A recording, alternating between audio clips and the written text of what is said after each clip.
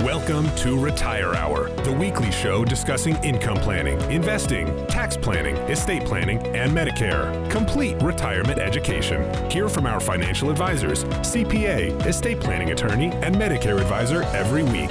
This is Retire Hour.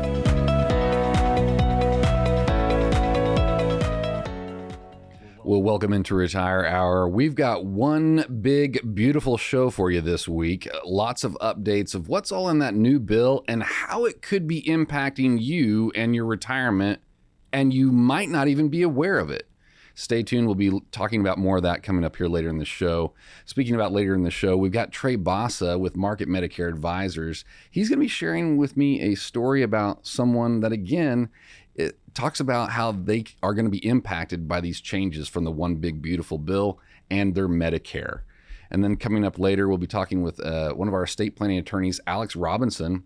He'll be talking with us about why the increase in the exclusion amount doesn't mean that you don't need to do estate planning. I think he's talking about estate taxes there. We'll dig into more of that with Alex Robinson. And then finally, at the end of the show, we'll be talking with Joshua Sikora, lead tax advisor with Market Tax Services, about how this Social Security benefit taxation is all working and what the impacts are possibly to you on this One Big Beautiful Bill and all those tax consequences. But coming from Wichita and Studio A, because I'm coming from Kansas City, I'm coming up here from our offices at 95th and Knoll. We've got Danny Goolsby, an advisor with Market Advisor Group Wichita, and you have some kind of highlights of this bill that you noticed. One of them being, you say, that are short-term benefits, possibly with long-term consequences. Speak more about what you mean by that, Danny. Sure. With any legislation that gets passed, it's kind of, I don't know if the audience can remember when the Affordable Care Act was passed, but there was a politician that said, before we know what is in it, we have to pass it first. Well, I think with any bill that is 1,000 pages or longer, they have to. There's a whole lot of things that are in there that we don't see necessarily at first. One thing that we preach all the time here at Market Advisory Group is tax planning. And so, yeah, the tax cuts look like, or the tax brackets look like they've been extended out permanently for now, knock on wood, if anything's permanent with Congress. But the short-term benefits that I want to mention today with long-term consequences is there's a planning opportunity for clients that maybe they might be able to do some better Roth planning, some Roth conversion planning, up to another $24,000 per year, if they're using a tax planning firm that can help them plan around this 1,000-page bill. I know, Matt, you and I talk about this all the time about what's the best time to plan. Well, that's usually in the fall of the year. Well, most time people are only concerned about their taxes in February, March, and April. But as we're coming into the fall of the year, September, October, November is a great time to sit down with a tax planning professional, and we just happen to have those here that does that. Well, and back to that $24,000 number, Joshua, one of our tax advisors around here, he and I were talking just Monday of this week about there are some probably scenarios where someone could use that extra senior deduction of the $6,000 a year and do a free $6,000 Roth conversion over these 4 years, totaling the $24,000, I think is what you were meaning there. So these are great planning opportunities, but how does one understand if they even have these opportunities? Or maybe better asked, how does one make sure they're maximizing these planning opportunities for their situation? Because these provisions in the bill, they end at the end of the year 2028. Yeah, they sunset, like you say, and that's suggesting that Congress can leave anything in the tax code alone for any length of time. So they may sunset before then. We may get them longer. Who knows? I don't even think Congress knows. But as I've sat down in conference rooms, and I know you've had the same kind of conversations with people, people will say, just exactly how were we supposed to know that all this stuff was in the tax code? Whether we're talking about things like you're supposed to turn off your health savings accounts 6 months before you come on to Medicare, or you're supposed to look out about IRMA 2 years prior to going on to Medicare. Well, here's another one. How were you supposed to take advantage of this $24,000, which is, again, it's another $6,000 per year. But how were you supposed to be able to take advantage of that if no one pointed that out to you? And talking through with some scenarios with Joshua, which we'll be doing here later in this show, Joshua and I were just kind of working through the numbers. This is going to actually help people with some taxes, but some people that were in the 12% tax bracket, and if you're married, I think Joshua and I were talking around $110,000 is where it starts getting a little wonky. You might look like you're in the 12% tax bracket, but we've taken examples where we're taking withdrawals out and estimating what the taxes are. Because of this, again, enhanced standard deduction, it's changing a lot of things with this senior standard deduction. If you're married, you can actually double that if you're under that threshold, which is $150,000. But we were running some examples where people were taking money out of their accounts, and it wasn't charging them 12% in taxes. It was actually charging them 22% in taxes. Yeah. When do you think someone wants to know they're not paying 12%, they're paying 22%? Well, certainly, yeah. I always like going to the grocery store and thinking that I'm getting something on sale and finding out that I get upcharged at the cash register. Yeah, that's not fun. Well, as Americans, I think in most things we do, normally, we're finding out what things are going to cost us before we spend the money, right? I mean, people are like, well, what's this going to cost me? And, and I get that.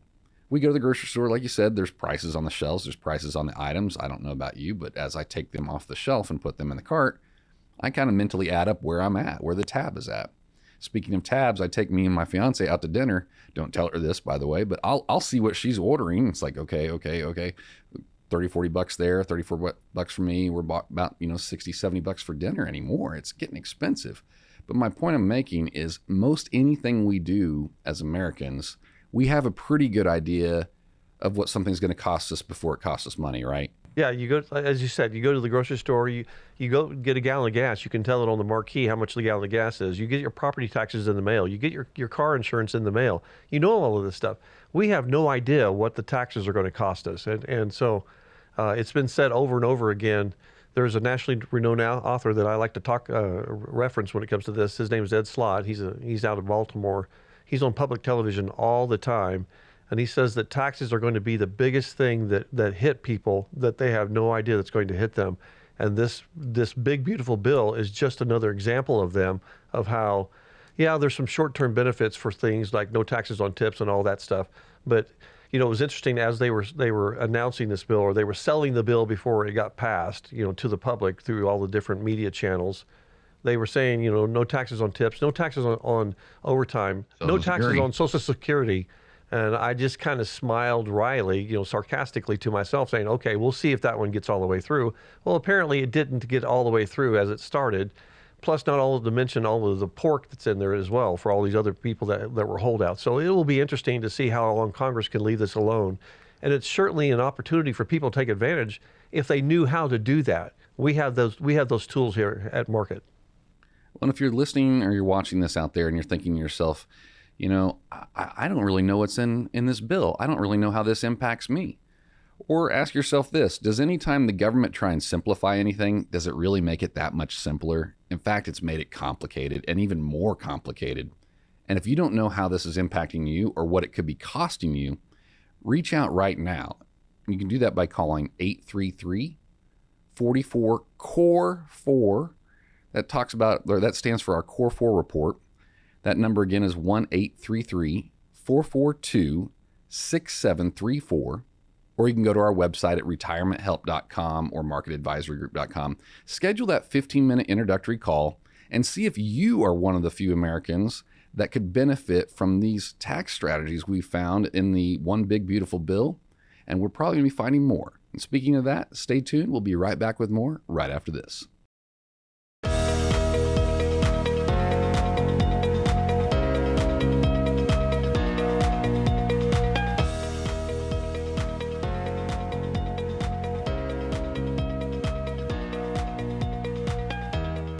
Hi, and welcome back into this mini webinar brought to you by retirementhelp.com. Today, we're focusing on one of the most overlooked but absolutely critical parts of retirement, and that's tax planning.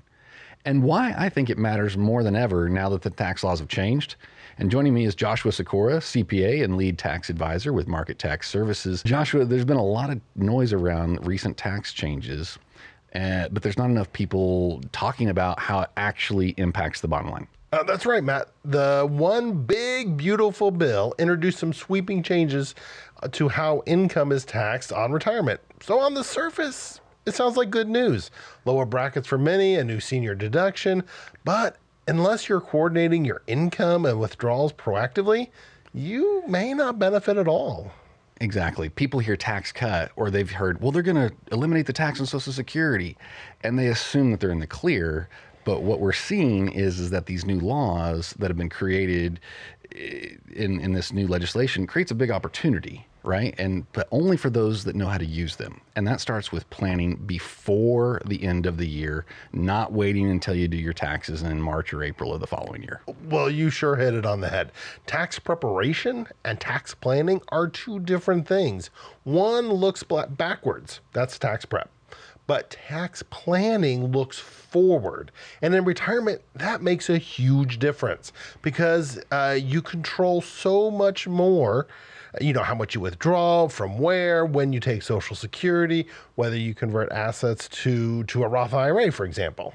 And Joshua, one of the biggest mistakes as a financial advisor that we see is retirees drawing income in a way that looks okay on paper, or maybe that makes sense to them, but behind the scenes, it can cause unintended consequences or even tax ramifications, and like pushing more of their Social Security into the taxable category, or triggering sometimes even higher Medicare premiums through IRMA, income-related monthly adjustment amount. Yeah, that's right. You know, these new tax brackets are more favorable for many seniors, but they also come with some cliffs. You withdraw just a little too much, and suddenly you moved into a higher effective tax rate. Not just because of the income tax itself, but because how it interacts with benefits like Medicare, Social Security, or even this new senior deduction we've been talking about. So let's talk about the time window. These changes, including the enhanced senior deduction for people over 65, they're only in effect until when?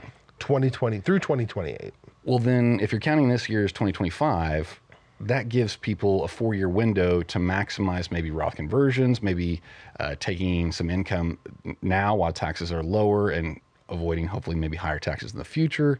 So this limited window on when to act probably is making you going to be pretty busy with tax planning. Yeah, you're exactly right. I know when the fourth quarter comes around, we have these kind of conversations.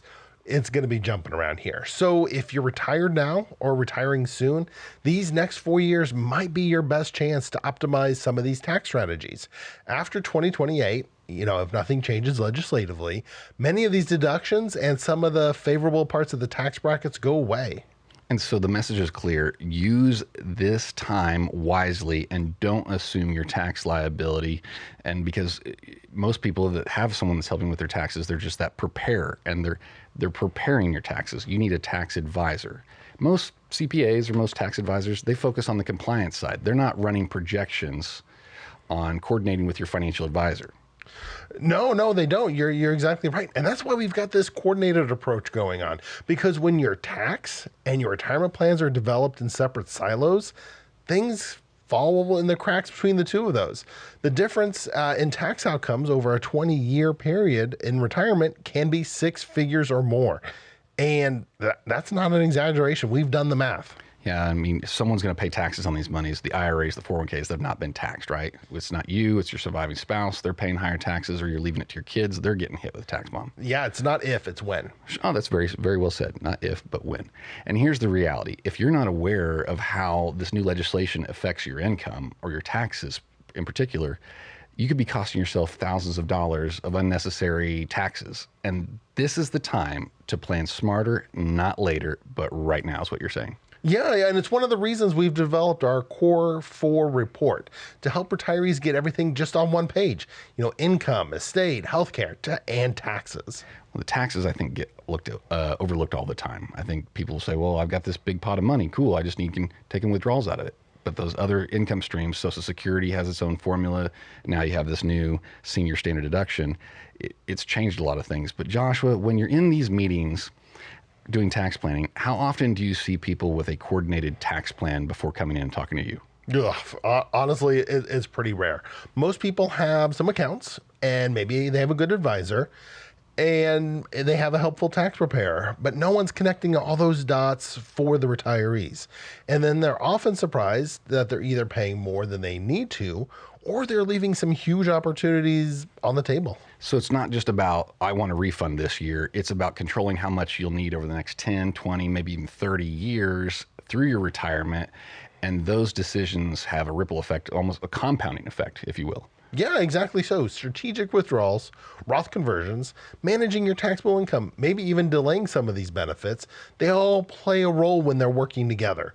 And with these new laws, there's more flexibility than ever, but only if you're looking ahead. So if you're listening to this or watching this and you're wondering whether your advisor is really helping you take advantage of this new tax code, maybe it's time to get a second person involved, and that person would be a tax advisor. That's right. We're not necessarily talking about switching accountants or firing anyone. We're really just talking about providing some clarity. Sometimes a second set of eyes helps. Someone to say, here's these new rules. Here's how they can help you. Here's how you capture those savings. So here's what we're offering: a 100% complimentary Core 4 report. We're going to walk you through your current plan, stress test it against the new tax laws, and help you see if you're taking full advantage of these opportunities that are available now and between the year 2028. The tax codes, it's going to be, well, tax code is always typically in flux, in my opinion, but now with the Tax Cuts and Job Act provisions being tweaked to go forward, this is the time to get tax planning. Not wait until December 31st, not wait until next year when you get your taxes done. This is the time to be meeting with that tax advisor. That's right. So go on over to retirementhelp.com to schedule your 15-minute introductory phone call just to see if you can benefit from this Core 4 report. Or you don't want to go online, give us a call, 833-44-CORE4, or that's 833-442-6734. It's quick, it's easy, it could save you thousands, not just this year, but every year going forward.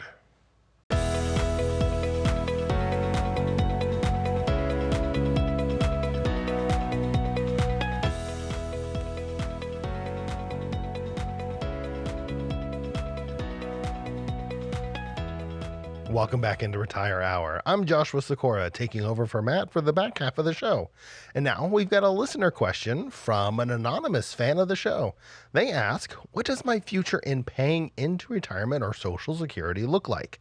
That's a great question. I think this is coming out of the fact that we've really been concerned recently about whether the Social Security Trust Fund is going to remain solvent or have enough money in it to pay out benefits as time progresses, as more people are retiring, starting to draw on their benefits, and then the existing labor pool who's been paying into Social Security isn't as large as it has been.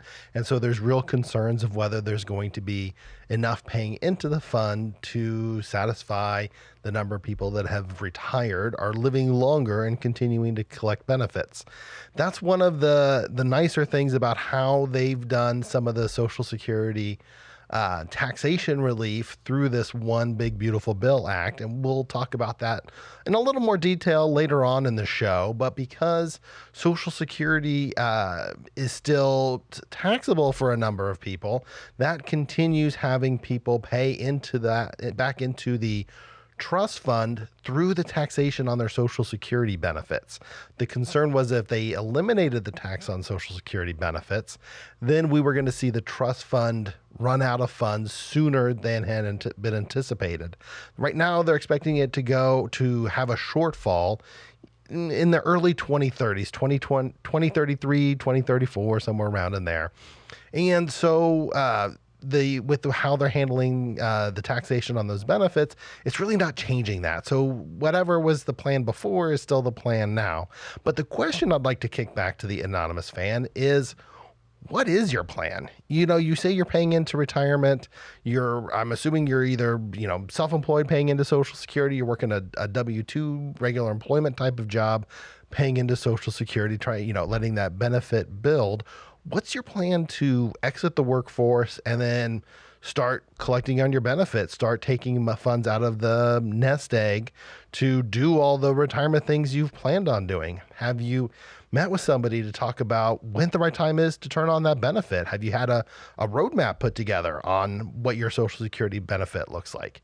Have you talked to your financial advisor about what an income plan is going to look like? Those are some key things that will dictate what your future is going to look like when you do retire, whether it's a year from now, 5 years from now, 10 years from now. With it being an anonymous fan, we're just going to kind of have to make up how old this person might be.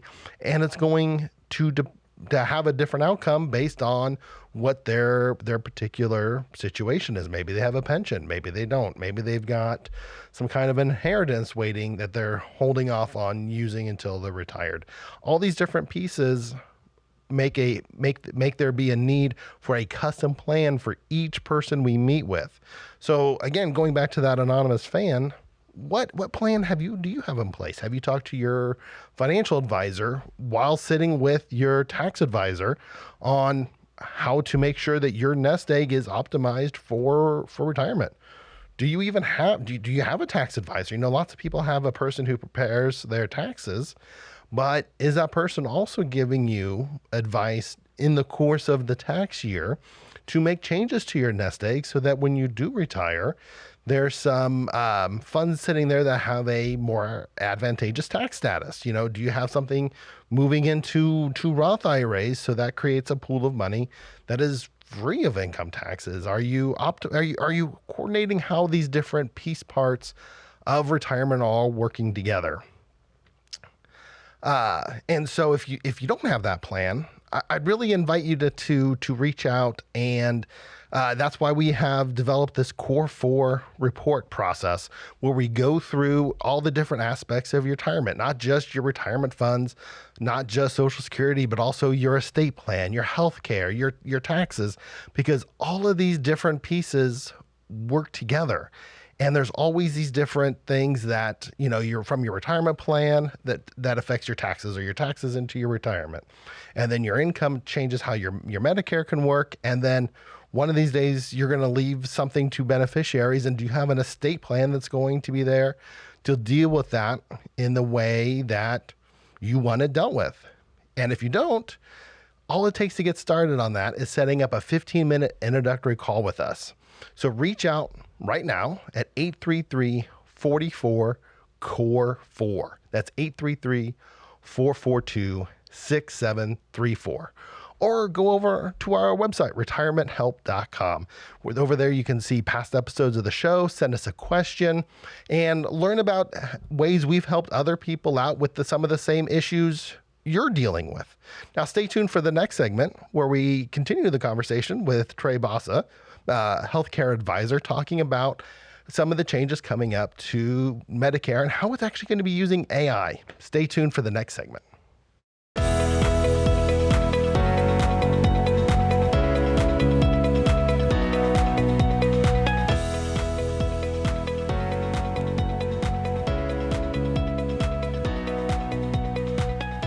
Welcome back into Retire Hour. We've got now in studio with us the legendary Trey Bassa, healthcare advisor with Market Medicare Advisors. Hello. Hey, Trey. So I was reading a little bit about what we're going to be talking about.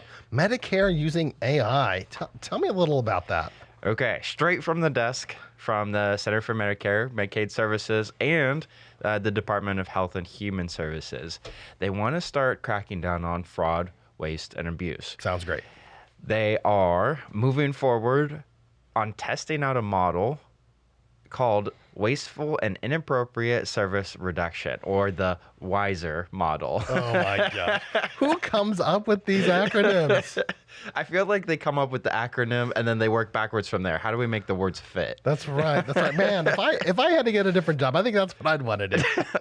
A secret government job just to come up with acronyms. That's right. Beginning January 1 of 2026, they aim to test ways to provide an improved and expedited prior authorization process relative to original Medicare's existing processes, helping patients and providers avoid unnecessary or inappropriate care and safeguarding federal taxpayer dollars. Ooh, that is a mouthful. Okay, let's break it down.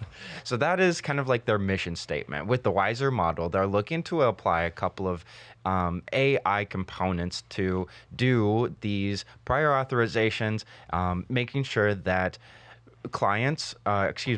that patients need what they're needing. So to bring it back to the prior authorization thing, the Center for Medicare and Medicaid Services found that there has been a lot of expenditures with a couple of different processes, XYZ. So now the question is, focusing on fraud, waste, and abuse, how often do people on Medicare need XYZ?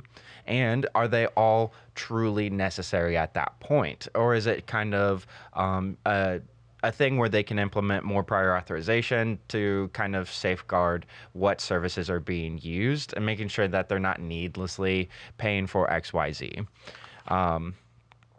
So starting January 1, I got 6 states, regions that they're going to be implementing this to start testing out and see how it works. And that's New Jersey, Ohio, Oklahoma, Texas, Arizona, and Washington.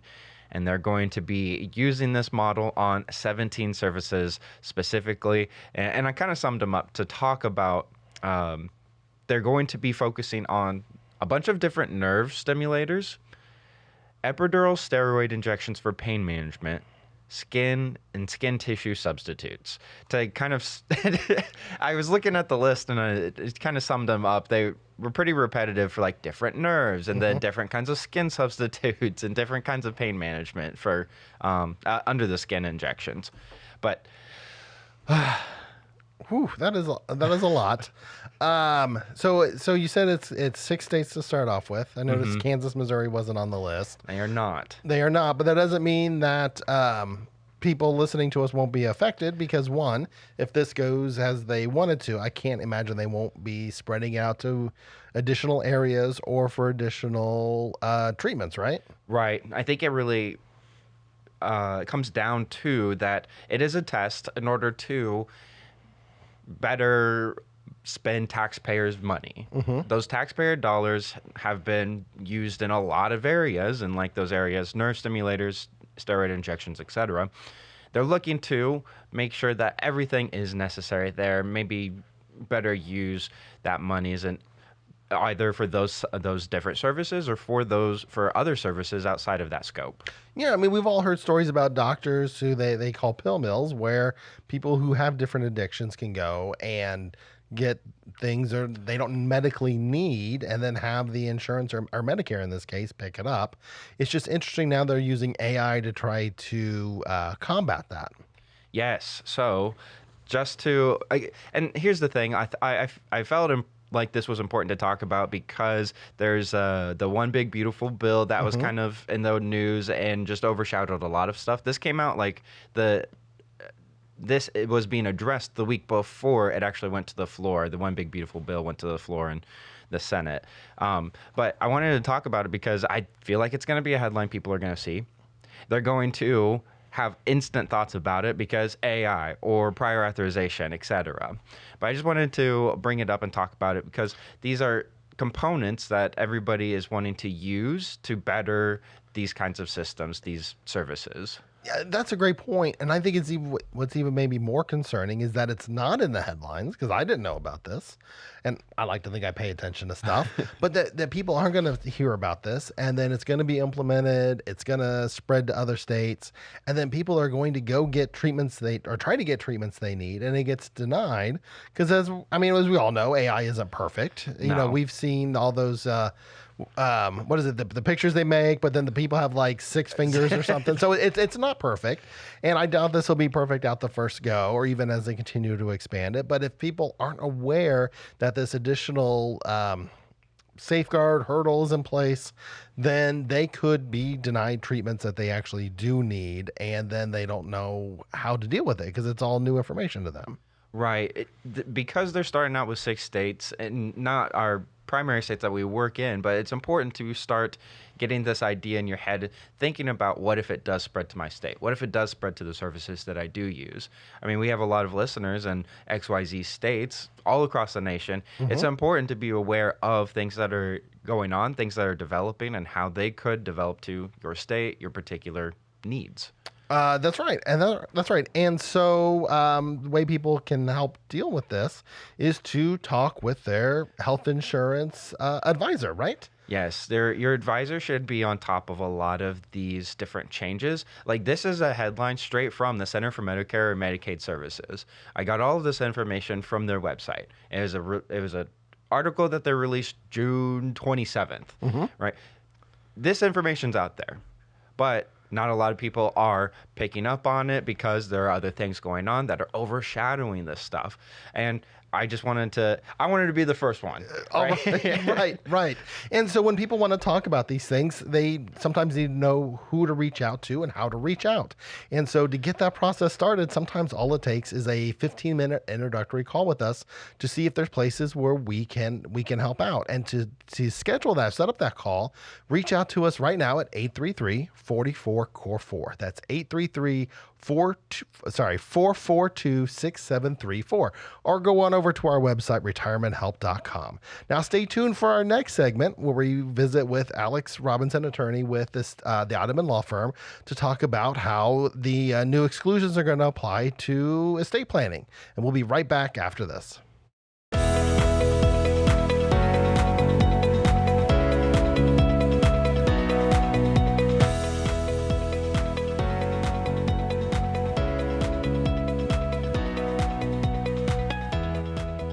To Retire Hour. We've got Alex Robinson with the Ottoman Law Firm in studio with me. I hold my hand out like everybody's paying attention to us. Hello. They can watch us on YouTube and see me gesture absently. So we've had the One Big Beautiful Bill Act passed, OB3 Correct. They're calling it. And I know there's some changes to estate tax exclusions and limitations. Tell us about what this is doing for folks. Well, for the vast majority of people, it's not going to have any impact at all. For some people, it will, because they are taking off the sunset limits that were going to change the exclusion levels from about $12 million per person and $24 million per couple down to $7 million per person and $14 million per couple. The new bill is saying essentially we're getting rid of that. We're making a permanent change, and they're making it all the way up to $15 million per person and $30 million per couple, indexed for inflation starting now. Yep. So the vast majority of people, it's not going to really apply to. So again, for people who are not watching us, you should go over to YouTube and watch a segment, or retirementhelp.com and watch us. You kind of put some air quotes around permanent there. Yeah. Tell me about that. That is what I think is causing some confusion for people, is it's being reported as permanent in the media. And so people are like, oh, maybe I don't have to do any estate planning. Maybe, I'm just good because I'm under the $15 million, so we don't need to do anything.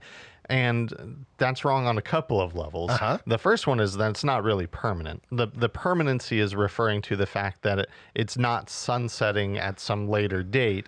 They're just saying going forward, it's going to be a $15 million exclusion level, meaning if you have less than $15 million that you're passing on to whoever it is after you die, they're not going to pay any estate tax on that. It's temporarily permanent. Right, exactly, because the next Congress, or even this Congress after midterms, could pass a new bill that says, just kidding, now we're doing this instead. And so I think just using the word permanent has caused some confusion for people, where they're like, oh, this is how it's going to be, it's locked in stone, and we're good to go. So the estate tax piece is one reason it can impact people's estate plans. But you said there was a couple reasons why people shouldn't forget about it. So taxes not really going away is one. What's the other piece? Yeah, well, to me, it's just that because of that confusion around the word permanent, I've seen online a lot of people are saying, hey, we don't need to do any estate planning. And that's just not the case, because estate planning has way more purposes than just avoiding taxes. They're forgetting that if they don't have a will or a trust in place, the government decides how that money gets allocated among your relatives and your next of kin. Yep. And then you're also getting probate expenses because you're having to go through the probate process. So this bill doesn't change any of the basic facts about estate planning, that you have to have a plan in place if you want if you want to have control over where your assets go, if you want to have your relatives and your loved ones not have to go through the expense and the stress of probate, and to make sure that the planning is in place so that when something happens to you, because something happens to all of us eventually, Of course, that there's a plan in place. They don't need to necessarily know the intricacies of the plan. Just knowing that there's a plan and that they know who they can go talk to about the plan makes such a world of difference for people who are dealing with the stress and grief of losing someone they care about. Yeah, so I kind of want to circle back to that here in a minute, but I want to make sure that we hit this other piece that you wanted to talk about the Medicaid work requirements. Tell me a little about that. Yeah, so this is causing a lot of people some stress, which is understandable. The Congressional Budget Office has said, they've come out with their official report on the One Big Beautiful Bill Act, and they've said that it's going to cause over 4 million people to lose Medicaid, which is not ideal. No, of course not. But it's important to keep in mind that for most people, when they think of Medicaid, what they're thinking of is what happens, when you're advanced in age, you're no longer able to live at home. You need somewhere to go in terms of a nursing facility. The work requirement is for people under 65 who are able-bodied. Okay, so no one knows what that means yet. That is not in the bill. I guarantee it's going to be litigated. So it's going to take a while before those things come into effect.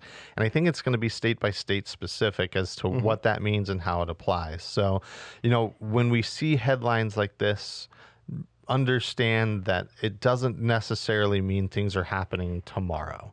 There's a lot of information still to come, a lot of things that need to get settled in the courts, and that, the state itself needs to figure out before it can get implemented. Yeah. The devil's in the details, and those details take a while to show themselves through regulations, court cases, things of that nature. Going back to the estate plan piece for a minute. So we were talking about how the estate plan sometimes is created to deal with estate taxes, which for right now isn't necessarily an issue if you have a estate under that estate exemption and you pass before it gets changed. Correct. Can't guarantee any of that, right? Absolutely. So if you're somewhere on, over probably that 3 to 7 million range, and while you're okay now, you might still want to have an estate plan in place to make sure you're taking advantage of that exemption while it's still on the books. That's correct. Yeah. I mean, that's certainly a consideration for people who are kind of over the I would say $3 to $7 million range, because what we tend to see is estate planning statutes are reactionary. Yeah. So one group will say, hey, we're going to go this way, and then the next one says, well, wait a second, we're going to go this way. It's trended up just like everything else, where the exclusion level becomes higher and higher over time, but that doesn't mean it won't dip back down in the future. That's right. So you still need that estate plan to deal with estate taxes. And if you've got assets that are passing to a beneficiary, you're going to want to tell somebody how you want those addressed. And that is through that estate plan, that will, the trust, how those things all work together. So we've got your assets, we've got your taxes, we've got your estate plan all working together. And especially these are living documents. That's so right. as statutes change, as the world changes, you need to make sure that the plan still works for you. And the only way for you to do that is to come in and have an attorney review it and say, does this still make sense within the statutory framework we're dealing with today? That's right. And that's why we've developed this Core 4 report process, where we sit down and we work with people and show them how these different pieces, the assets, the estate plan, the taxes, the healthcare, all work together to make sure that they have all their risks addressed. To get started on that, set up a 15-minute introductory call with us. Reach out right now, 833-44-CORE4. That's 833-442-6734. Or go on over to our website, retirementhelp.com. Now stay tuned for the next episode where I talk to me about Social Security taxes. We were told they were going away. Is that how it's going to work? And we'll be right back after this.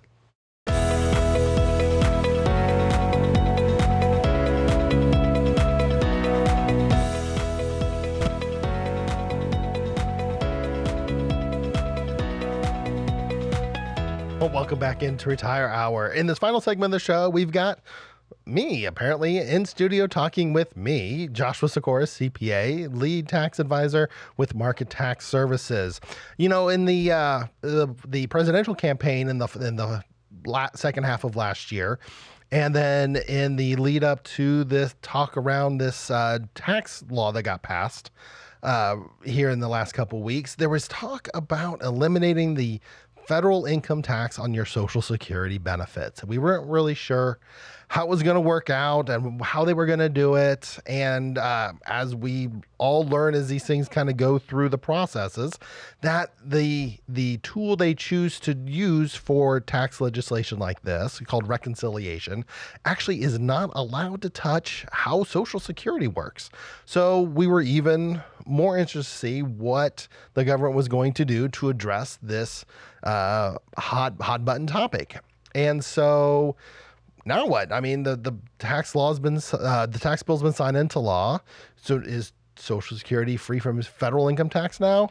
Bad news for a number of people. It's not. So the White House Economic Council put out the statistics showing that before any of this tax law got passed, 64% of Social Security beneficiaries weren't paying tax already on their Social Security benefits. Did they have some kind of special coupon or a permit that let them not pay taxes? No, nothing like that. The way Social Security is taxed is based on how much other income you have. If Social Security is your primary source of retirement income, then the system's designed so you don't really pay income taxes on that. But as you have more and more other sources of income besides Social Security, you know, whether that's retirement nest egg withdrawals, you have a pension, maybe you're still working, or you have a business, or any number of things. As you have more of that other income, then more of your benefit becomes taxable. And then the whole system kind of caps out once you pay income taxes on 85% of your Social Security benefit. Everything I just said has not changed with this one big beautiful bill act, OB3. That all still works just like it has since the mid 90s, to be honest. What's different now is that they've added in what they're calling a new senior deduction.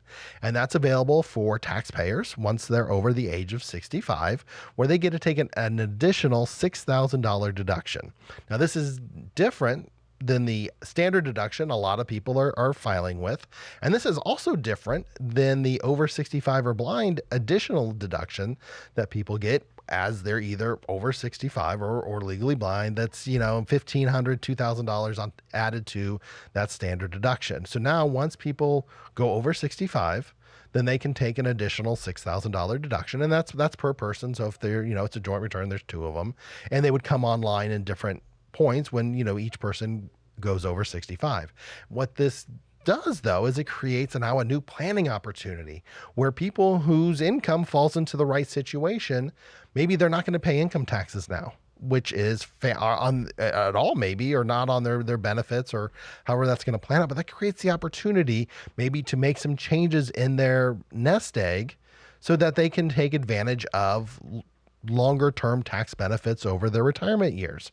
This new senior deduction, though, it expires. Once we get through tax year 2028, this deduction goes away. It's only here for 4 years.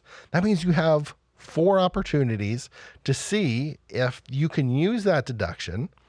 Maybe you can use it just to get a bigger refund, and that's fine. But you can also use it to try to make those tweaks, those changes in your nest egg to drive out some long-term tax benefits at a lower cost than you would otherwise. Start setting up a pool of money that's then forever free from income taxes, no expirations, no changes based on everything we know today. But you can only do that during the course of the tax year.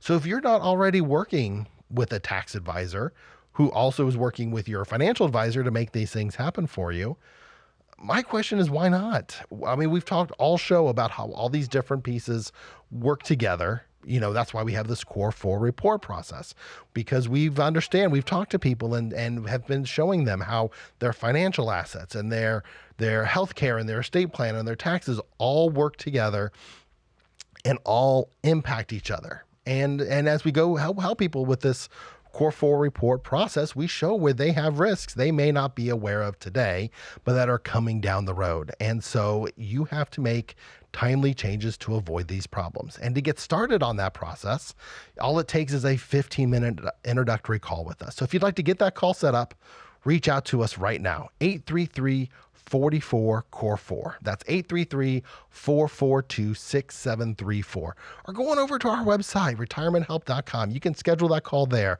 You can watch past episodes, send us a question, and learn how we can help you, just like we've helped many other people deal with these risks. Well, that's all the time we have for this episode. Thanks for watching. See you next week. Investment advisory services are duly offered through Foundations Investment Advisors LLC, an SEC-registered investment advisor, and Market Investment Group LLC, an SEC-registered investment advisor. The investment advisor representatives of Market are also affiliated with and registered through Foundations Investment Advisors LLC, and may provide services on behalf of both firms to client or prospective clients where properly licensed or exempt. This show is presented by Market Investment Group LLC, an SEC-registered investment advisor that only conducts business in jurisdictions where it is properly registered or is excluded or exempted from registration requirements. Registration as an investment advisor is not an endorsement of the firm by securities regulators and does not mean that the advisor has achieved a specific level of skill or ability. The firm is not engaged in the practice of law or accounting. The information presented is believed to be current. It should not be viewed as personalized investment advice. All expressions of opinion reflect the judgment of the presenter on the date of the show's publication and are subject to change. The information presented is not an offer to buy or sell or a solicitation of any offer to buy or sell any of the securities discussed. You should consult with a professional advisor before implementing any of the strategies discussed. Any legal or tax information provided in this show is general in nature. Always consult an attorney or tax professional regarding your specific legal or tax situation. Annuity and life insurance guarantees are subject to the claims paying ability of the issuing insurance company. If you withdraw money from or surrender your contract within a certain time after investing, the insurance company may assess a surrender charge. Withdrawals may be subject to tax penalties and income taxes. Persons selling annuities and other insurance products receive compensation for these transactions. These commissions are separate and distinct from fees charged for advisory services. Insurance products also contain additional fees and expenses. Social Security rules and regulations are subject to change at any time. Always consult with your local Social Security office before acting upon any information provided herein. A Roth conversion may not be suitable for your situation. The primary goal in converting retirement assets into a Roth IRA is to reduce the future tax liability on the distributions you take in retirement or on the distributions of your beneficiaries. The information provided is to help you determine whether or not a Roth IRA conversion may be appropriate for your particular circumstances. Please review your retirement savings, tax, and legacy planning strategies with your legal/tax advisor to be sure a Roth IRA conversion fits into your planning strategies. This is not endorsed by the U.S. government or associated with any federal Medicare program. We do not offer every plan available in your area. Any information we provide is limited to those plans we do offer in your area. Please contact Medicare.gov or 1-800-MEDICARE to get information on all your options. All client or prospective client names have been changed to protect the identities of the individuals discussed. All rights reserved.